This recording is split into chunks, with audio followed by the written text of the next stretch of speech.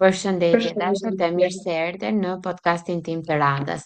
Podcasti im numër 3, i cili, si çdo gjë tjetër që kam zgjedhur të bëj dhe të ofroj në botën online, kam menduar që të jetë një bisedë e drejtë për drejtë, pa skenare dhe pa pyetje të përgatitura më parë për të folur për atë që mendoj më së shumti që kanë nevojë njerëzit sot për botën e brendshme shpirtërore, për të qenurit vetvetja dhe për më tepër për të qenurit një person i sinqert dhe i chillur me veten dhe mbi të gjitha i lirë për të bërë zgjedhjet e duhura pa u impaktuar nga njerëzit dhe pa u impaktuar dhe nga trendet e shoqërisë, të cilët her pas here na detyrojnë që ne të ndjekim udhë të cilat ndoshta bota jonë shpirtërore ose spiritualiteti jonë ndoshta nuk gjason me këto rrugë që na indikojnë nëpërmjet trendeve të ndryshme.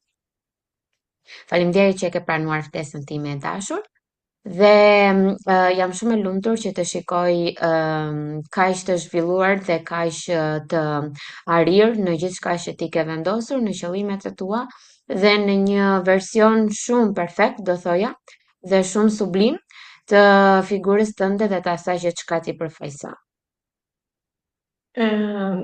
Falenderoj Kristiana, ftesën e pranova me kënaqësi, edhe të jam shumë mirënjohëse. Shumë e drejtë ajo që the deri tani për sa i përket botës shpirtërore, trendeve që jepen, edhe unë e provova e dëshiroj që ta ndaj në podcastin tënd, edhe për ata që do ta dëgjojnë, sepse unë kam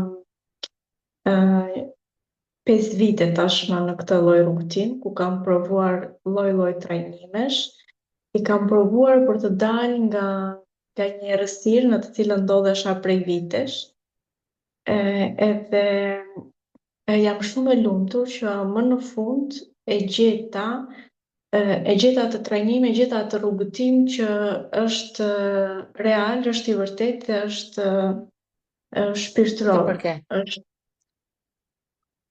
si? Që të përket ty. Po, që më përket mua, por dhe jo vetëm. Domethënë me sa kam kuptuar, sepse zhvillimi personal është përhapur me të vërtet shumë, por Po, për fat të keq jo në mënyrën e duhur. shumë e vërtet. Unë Nuk e shoh di që nëse ty të kujtohet disa vite më përpara, 3-4 vite më përpara kur ishin me një grup të madh dhe kur kam pasur që ky pozitiviteti toksik në të cilën po përhapet nuk më pëlqen sepse mënyra se si ndërtohet një zhvillim personal, nga çfarë kisha marrë, dhe çfarë isha orientuar nga nga njerëz spiritual të vërtetë, jo nga njerëz spiritual të krijuar nga vetja e tyre, por nga njerëz spiritual të ndjekur nëpër shkolla dhe për më tepër dhe nga njerëz besimtar, se është shumë e rëndësishme edhe kjo pjesë.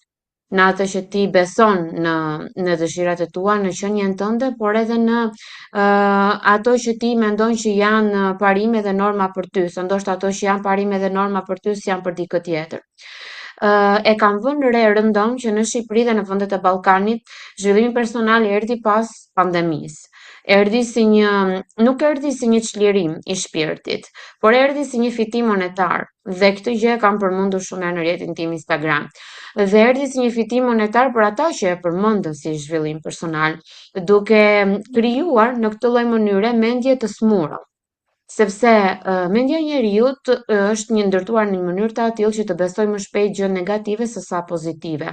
Domethënë të hidhet më tepër në aksion, duke qenë se dhe ndjesitë që ne kemi janë në shumicën e rasteve, janë ndjesitë negative, ato që mbizotrojnë dhe në numra, po ti numërojmë ndaj atyre pozitive, dhe vetë çnia njerëzore është gjithmonë e prirur që ti parapri ndoshta edhe një gjëje dhe në një situatë që s'është fare reale, por thjesht e krijuar nga mendja jonë.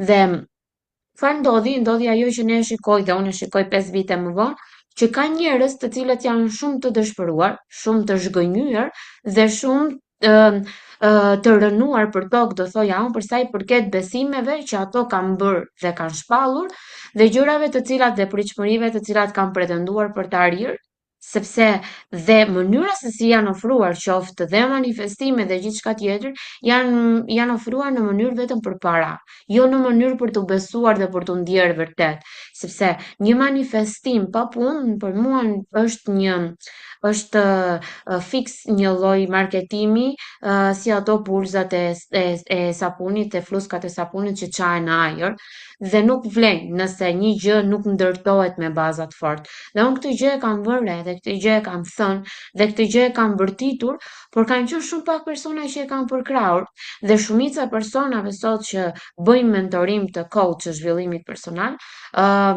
nuk e kanë zhvillimin personal të vetes. Dhe përse ti duhet ta dish akoma më mirë këtë pjesë, por me aq sa unë kam bërë në shkollimet e mia dhe aq sa kam ndjekur, aty mi zotron një ego e fortë negative dhe unë shikoj një mosmirnjohje dhe një tendencë të fortë që kanë mentorët sot, që vetëm ti duhet ta ndjekësh mentorin dhe mentori asnjëherë s'duhet të të përkraj ty dhe asnjëherë s'duhet të të tagoj ty. Dhe unë këtu shikoj një egoizëm të theksuar, një egoizëm e cila nuk ka lidhje me sublime, nuk ka lidhje me spiritualitetin. Pra janë shumë larg të qenurit spiritual dhe të qenurit i besuar dhe asaj që predikojnë dhe bëjnë. Për mua është si një si kur i ndan një mal i tër larg këtë lloj gjëje që po serviret sot për botën shqiptare, se ne shqip po flasim, nuk pavarësisht se jetojmë jashtë Shqipërisë, ne flasim shqip dhe flasim për një target audiencë. Ti si e shikon këtë dhe si e mendon ti si Manjata duke qenë pjesë e coachit në pjesën e spirituale dhe të asaj të atij rrugtimi që ti ke bërë transformues dhe rrënjësor në jetën tënde? Kristiano, përveç se nuk do t'i hiq asnjë presje asaj që the ti, është e vërtet, domethënë edhe unë mbasi kam provuar shumë e shumë trajnime, shumë e shumë mentor, domethënë e kam vënë re këtë gjë, është thjesht një biznes e kam përmendur unë në storyt e mia, biznes me shpirtin, sepse ofrohet material, afritet për shpirtin, një veten dhe pastaj nuk thuhet gjë tjetër veç se para, ose manifesto para, ose domethënë nuk kanë lidhje, nuk kanë fare lidhje me punën e vërtet shpirtërore që një person duhet ta bëjë me veten dhe që e cila është thelbësore për veten e tij për të dalë nga errësira apo për të zhvilluar, apo ndoshta edhe persona që nuk janë në errësirë po duan thjesht të zhvillohen, të njohin më tepër veten e tyre dhe të përmirësojnë të gjitha aspektet e jetës së tyre.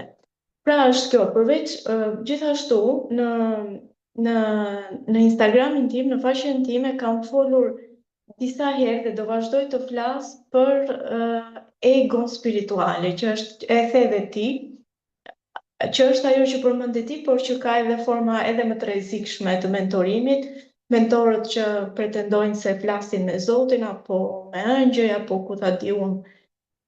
Do më thënë që kjo pastaj është një fazë tjetër edhe më e rrezikshme e mendjes, ku njerëzit mendojnë se kanë rritur shpirtin, po në fakt kanë rritur egon e tyre.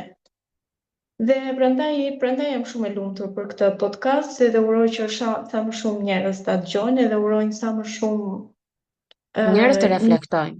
Të reflektojnë dhe të shkojnë tek e vërteta, sepse shumë po përhapen mentorët, shumë po përhapet kjo zhvillimi personal i orientuar, ku njerëzit nuk zhvishen nga maskat, po përkundrazi vishen edhe më shumë. Edhe më shumë, e vërtet.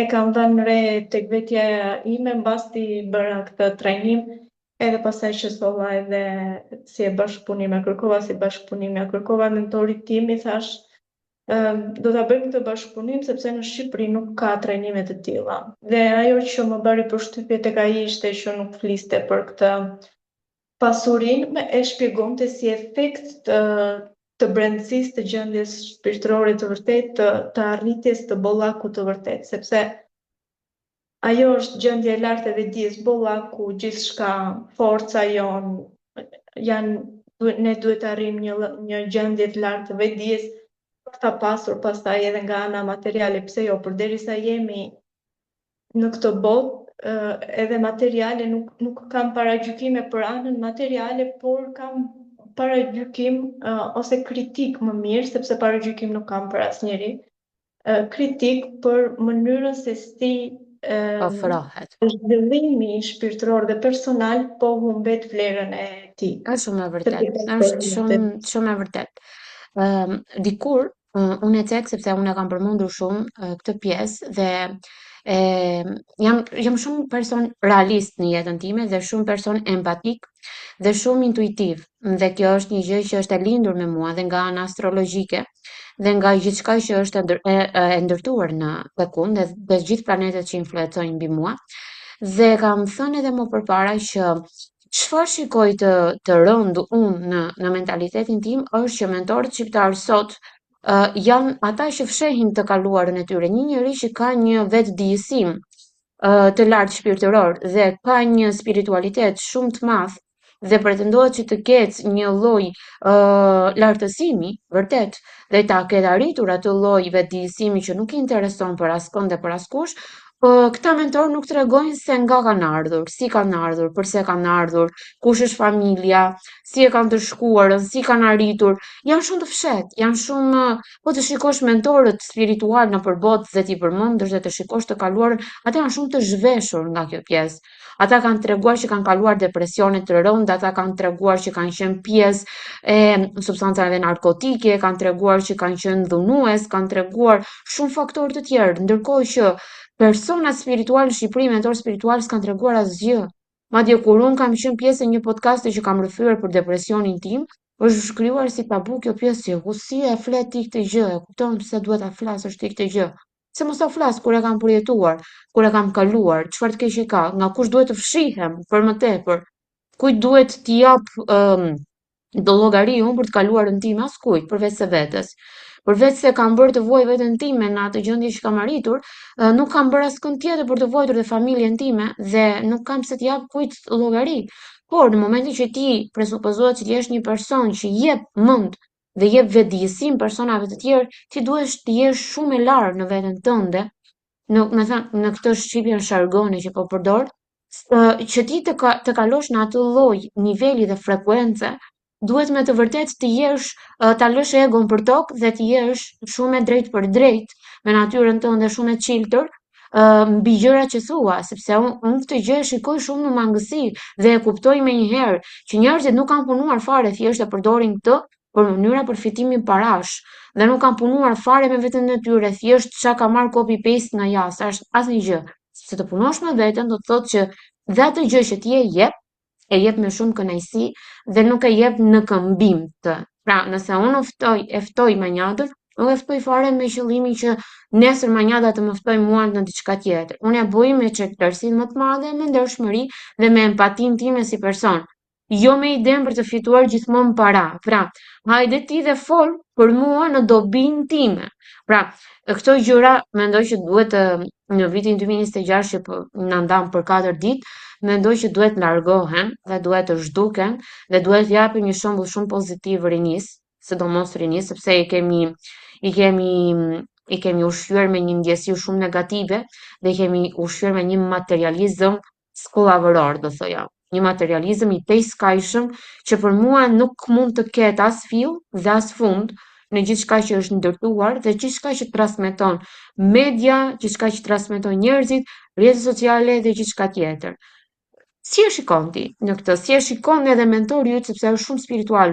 Unë e njoh të paktën me sa kam lexuar edhe me sa di dhe për më tepër fakti që është italian dhe Italia është një nga vendet e kultit për sa i përket pjesës së zhvillimit të vet të arir, është një nga vendet e Europës, do thoja më të arir për sa i përket kulturës, që nuk mund të gjej një vend tjetër të Europës që mund ta krahasoj, unë të paktën e admiroj me gjërat që ka Italia, e njoh kulturën e Italisë, kështu që si e shikon ti manjat këtë pjesë? Ndoshta në shumë herë unë mund të kem qenë edhe shumë e egër ose shumë do thoja, nuk e di, nuk gjej dot një fjalë shqip, po e egër në mënyrën se si kam folur, si kam goditur, si jam transmetuar, po ndoshta kjo është mënyra ime dhe unë nuk vendos maska në mënyrën se si bëj marketing dhe si reklamoj një gjë.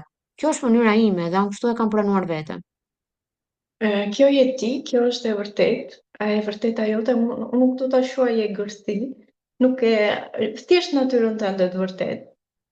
Edhe edhe është mirë që është kështu, sepse spiritualiteti nuk ka lidhje me atë mirësinë e shtirur që që shfaqet Po, apo me motivimin.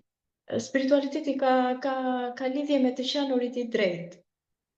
Dhe kur je i drejtë atëherë je spiritual. Unë, domethënë, ti përmende këtë fazë që është përhapur, e përmendëm bashkë të zhvillimit personal, të rënies personale e quan mentorim. Domethënë kështu e quan ai, domethënë nuk është zhvillim personal sot, po është rënie personale.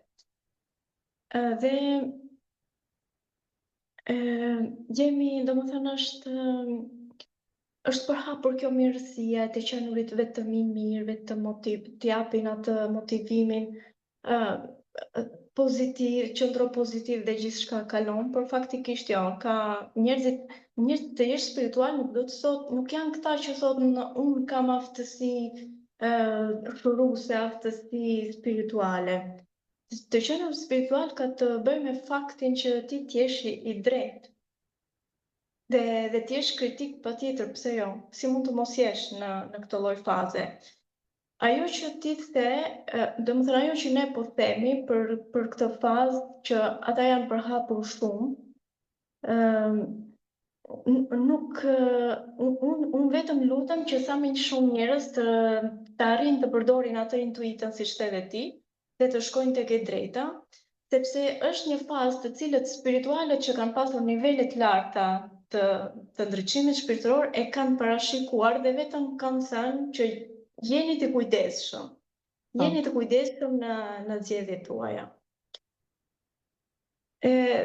Është e përhapur kudo faktikisht. Ti përmende Italinë, por ndryshe nga Shqipëria dhe vendet e tjera të Ballkanit, Italia ka edhe këtë formën e vërtetë të spiritualitetit të punës me veten, të mentorimit. Mentori im ka një rregull, ka një strukturë që domethënë unë e admiroj, plus nuk ka teknika, nuk premton udhëheqje, domethënë të udhëheqë ai, po të tregoj se cila është puna e vërtet që ti ta bësh, domethënë ai thotë unë të tregoj metodën dhe ti e gjen.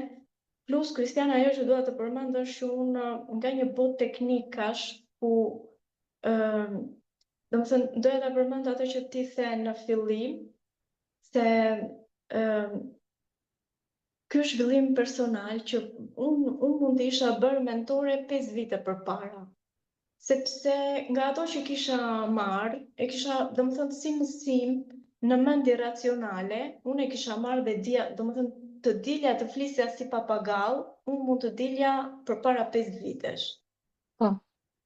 Por mua nuk po më funksiononte tek gjendja ime shpirtërore. Unë s'po dilja me të vërtet nga dhimbja, pavarësisht se informacione kisha marrë shumë, trajnime kisha marrë shumë, teknika dija pafund të gjitha, por unë nuk po shëroja dot veten time, domethënë, dhe mbasi hoqa dorë nga trajnimet e shumta, rash përsëri në frustrim. E lash më njanë ato bllokimet e mia që anë gjendjen time depresive që kisha kaluar nga traumat që kisha marrë që nga fëmijëria e deri tani, dhe rash në një lloj frustrimi, pse nuk më funksionoi asgjë, pse gjithë ato premtime, gjithë ato gjëra që thuan, gjithë ato motivime, gjithë ato teknika që jepen tek unë nuk funksionon. Dhe para se të dëgjoja, domethënë, Alesion, isha, domethënë, totalisht në këtë lloj frustrimi, thash, ok, kjo jam unë, nuk do e bëj, thash, nuk do e bëj këtë punë, sepse nuk kam se si t'ju them njerëzve që kjo funksionon përderisa tek unë nuk ka funksionuar. Dhe kur gjej Alesion në rrjetet sociale në Instagram që ai fliste komplet ndryshe, atëherë thash doja jap vetes dhe një mundësi të fundit dhe pastaj do heq dorë totalisht, dhe nëse unë do jetoj me këtë dhimbje që kam brenda, atëherë o do kaloj me kohën ose kështu do jem unë. Ose do përshtatemi. Do përshtatem, po do bëj si kam për këto vite, po në fakt ka qenë një periudhë e errët e imja ku nuk po çohesha dot dhe kisha nevojë për këto trajnime. Atëherë vendoset ja jap vetes këtë mundësi me Alison dhe kuptova që ishte një trajnim komplet ndryshe. Unë as nuk e mendoja se nga teknikat e shumta, nga gjitha i motivim, do të kaloja për shembull tek trajnime ku fliteshin mbas seancave individuale që janë komplet të tuat, ku merresh me veten, ku mëson ciklin e vetëshërimit, si të shërosh dhimbjen tënde. Seancat në grup, për shembull, janë të bazuara mbi poezitë e njerëzve të ndriçuar, Gurgje, Faldamerini, Tagora e të tjerë që nuk përmenden në trajnimet shqiptare, apo të zbulosh veten nëpërmjet pikturave të Da Vinçit, apo me të vërtetë që nuk e dija që do e merja këtë lloj mësimi, këtë lloj njohje shpirtërore, këtë lloj edhe kulture, edhe domethënë imagjino t'jesh sa nga ne, domethënë të përdoret arti objektiv si mjet që ti të rrisesh vetdijen. Pra, të flasësh nëpërmjet artit, i thon ndryshe. Është shumë e bukur kjo pjesë sepse unë e njoh këtë lloj e kam dëgjuar këtë lloj gjëje, e kam praktikuar tek vetja dhe kam qenë një person i cili kam praktikuar shumë në veten time dhe gjithçka që kam folur dhe që kam ndërtuar në Instagramin tim dhe që kam ardhur për punën time online, mund të vija edhe më përpara dhe mundet që t'i vendosja edhe më përpara. Se në momentin që kur unë kam dalë në Instagram, shumë pak persona kanë dalë atëherë. Dhe unë mendosa që të isha shumë empatike pikërisht për këtë gjë sepse unë e kisha rritur edhe kisha ruajtur veten time në atë lloj faze dhe në atë lloj frekuence që nuk më interesonte anga materiale, por më interesonte ajo që doja të përhapja, ajo që doja të iluminoja tek të tjerët. Sepse unë në këtë lloj formati dhe në këtë lloj arte astrologjike jam e ndërtuar që unë kam një aftësi që të depërtoj nëpërmjet energjia ime, të depërtoj nëpërmjet zërit dhe forcës që unë kam për të thënë të vërteta që ndoshta edhe personat e tjerë i din, por për shkak të egos materiali që kanë nuk arrin t'i thonë dot dhe nuk duan t'i thonë dot.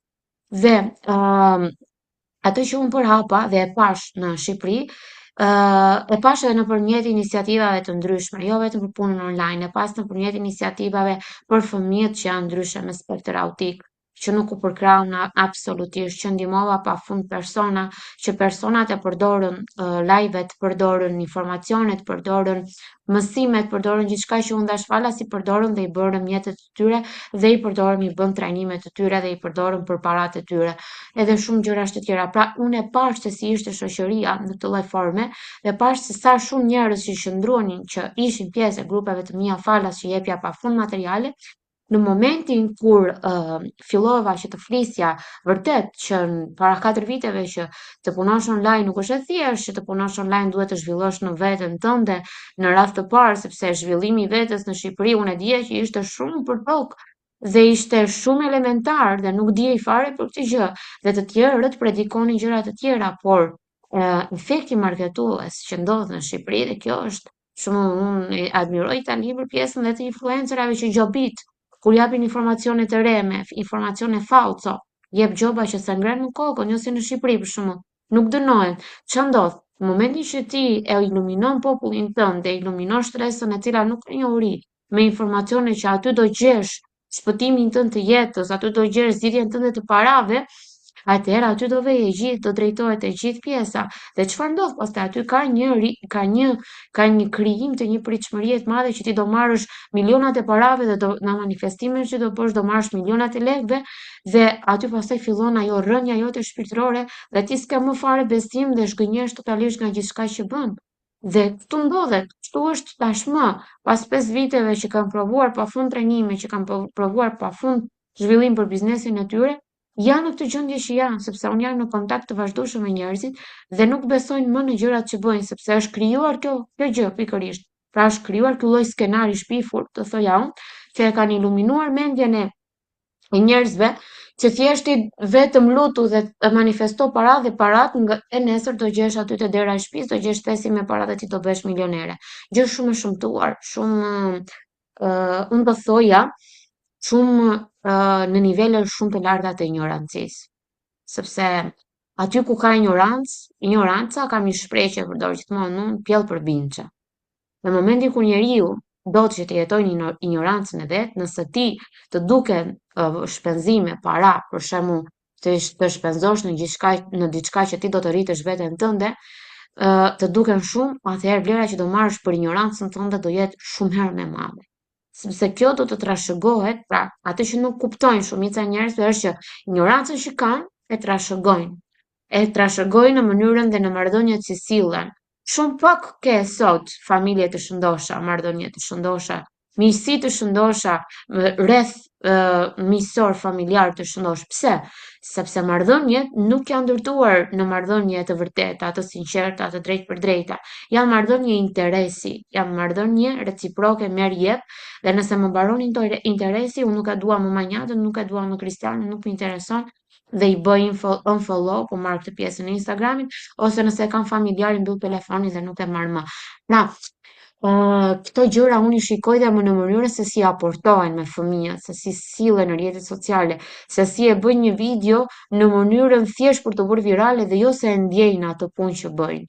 Pra, ka arritur niveli që është për të ardhur keq, realisht shumë për të ardhur keq, niveli që të matet mirësia dhe të matet ajo që unë e quaj që është e shenjtë, të matet bujaria e një njeriu me like-et në Instagram edhe me viralitet.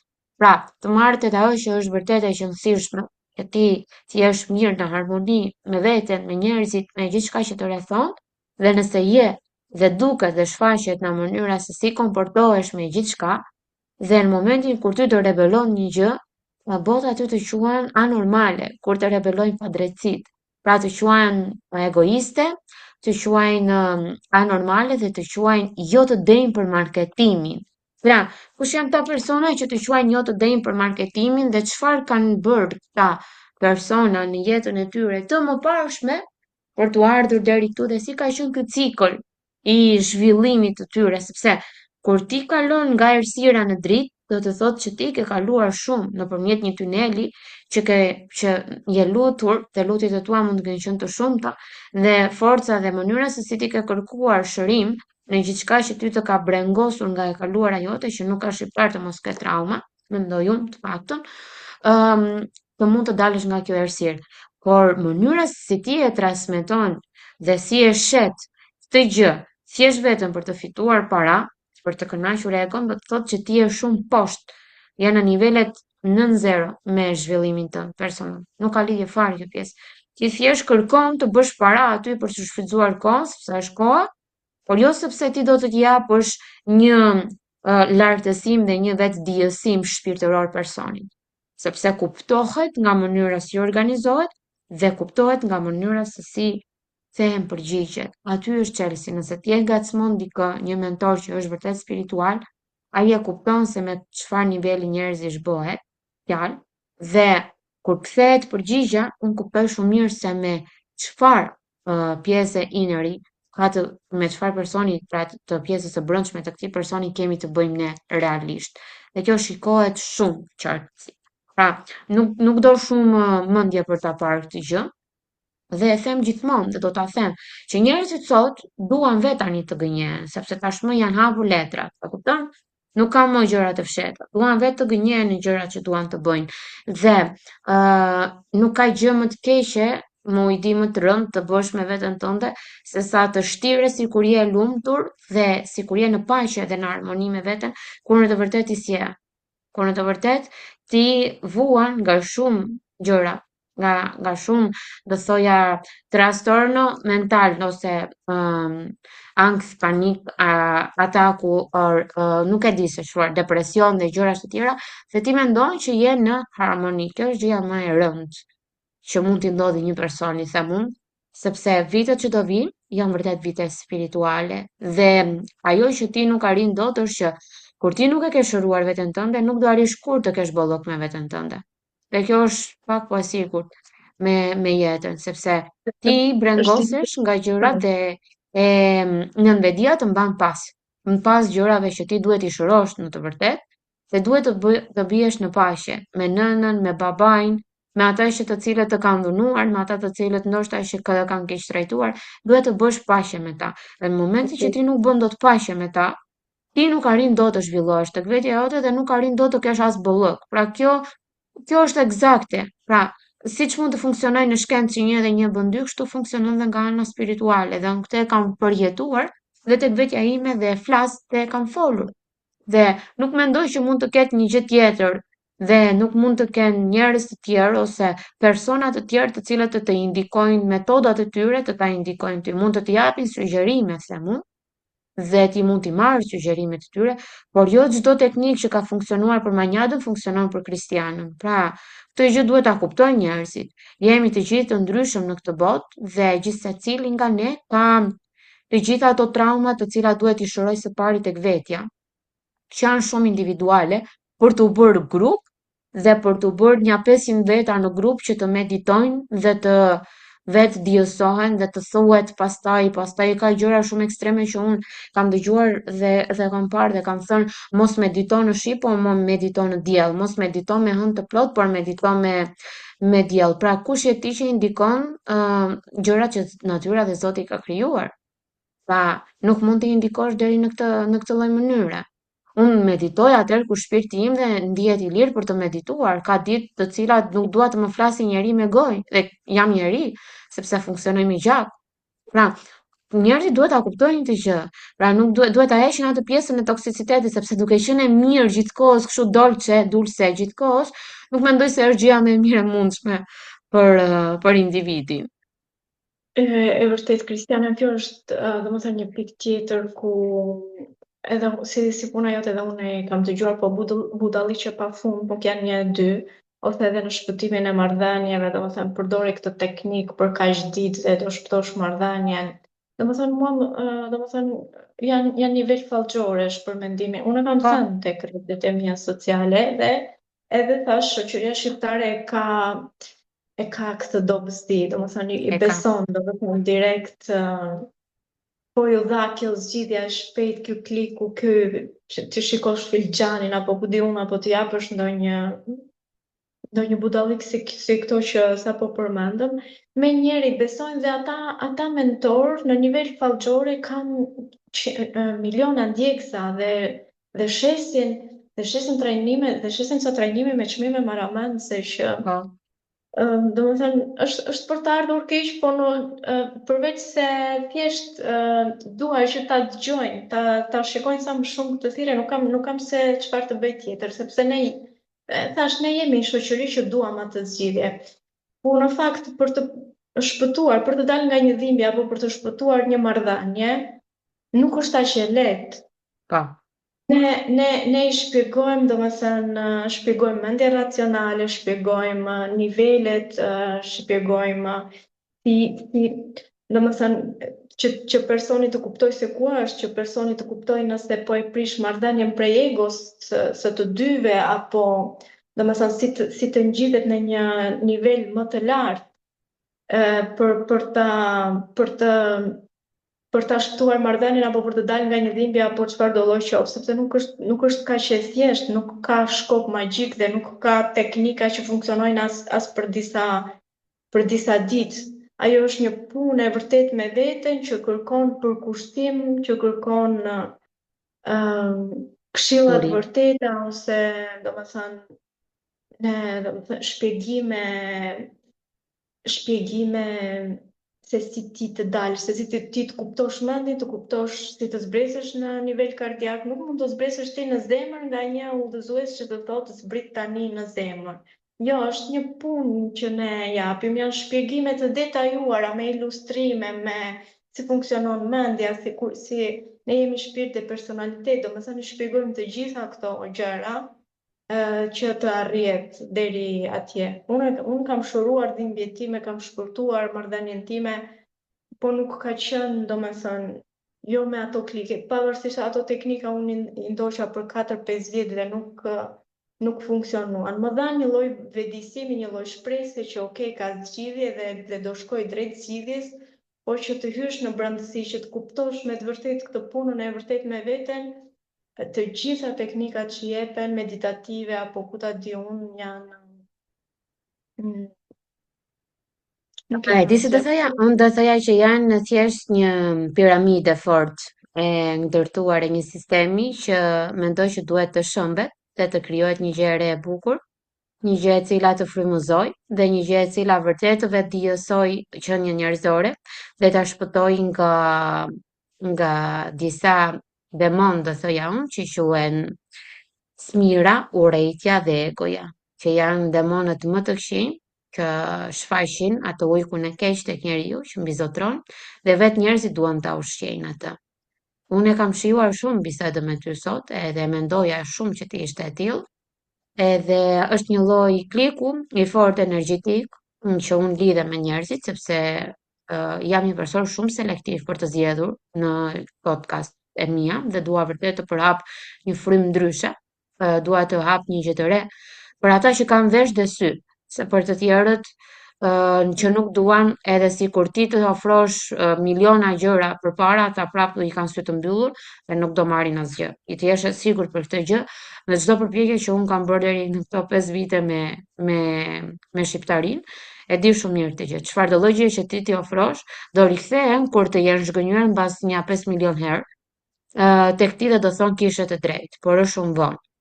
Kështu që mendoj që kjo duhet, unë do ta hedh në YouTube, të shikohet nga shumë persona, do ta bëj edhe në Instagramin tim në wall që të vendoset dhe të iluminohen sa më shumë persona, sepse ju duhen. Dhe gjithçka që ka lidhje me të ngriturit të vetes në një nivel shumë të lartë për të qenë në koherencë dhe për të qenë në harmoni me veten duhen bërë. Është një mast, është një gjë shumë e domosdoshme për të qenë në harmoni me veten në radh të parë, se nëse nuk je me veten, nuk je me askënd, as me fëmijët, as me bashkëshortin, as me askënd tjetër. Dhe këtë ta gënjej mendja ndonjërin që të bëj të shtiresh, sepse nuk të lë në vetdia të shtiresh për shumë kohë. Dhe të rreq poshtë dhe ndodhin pastaj shumë fenomene të tjera të cilat do duhen por të tjera dhe një live tjetër manjada për të zhvilluar së bashku fenomenet e ndryshme që ndodhin kur ti nuk e shëron veten tënde që ne i shikojmë pafund në Shqipëri. Për më pak se 1 minutë do të mbyllet live-i dhe unë do doja që ti ta mbyllje me një mesazh. Çfarë mesazhi do t'i jepje ti në fund të këtij podcasti? Kujdo që e dëgjon. Unë të falenderoj shumë për këtë mundësi. Mesazhi që dua t'i jap njerëzve është që pavarësisht çfarë do lloj momenti të vështirë që t'jenë duke kaluar, doja t'ju thoja që ka zgjidhje për çdo gjë. Një problem që ato e masin, për shembull me shkallën 10, e kanë edhe një zgjidhje me problemin 10. Dhe në çfarëdo lloj situate të vështirë që gjenden, duhet të dinë se brenda tyre kanë një dritë dhe kanë një forcë që i bën të dalin prej asaj situate. Shumë e bukur. Ka gjithmonë një dritë jeshile në fund të tunelit që zgjohet atëherë kur ti ndoshta nuk e pret dhe ti mendon që është shumë e dobët, por forca jote është shumë më shumë nga çfarë ti mendon. Dhe unë mendoj dhe besoj këtë pjesë se një person i cili ka përjetuar jo pak, por shumë gjëra në veten e vet dhe është ngritur nga një depresion i fortë. Një depresion që ka prekur pjesën e gjymtyrëve në 6 muaj shtrat, kështu që ti mund të bëhesh kur ti vendos të bëhesh, kur pra largon gjithë paragjykimet e mundshme. Të falenderoj pafund për këtë bashkëbizetim kaq të sinqert, pa filtra, pa skenare, shumë të drejtë për drejtë dhe të uroj gjithë të mirat. Në gjithçka që ti do bësh, e mirëpres dhe do ta përkrahësh si gjithmonë. Të falenderoj Jetash. Faleminderit shumë, Kristiana, faleminderit shumë edhe e vlerësoj shumë këtë ftesë. Qofsh natën e mirë. Mirupafshim. Mirupafshim.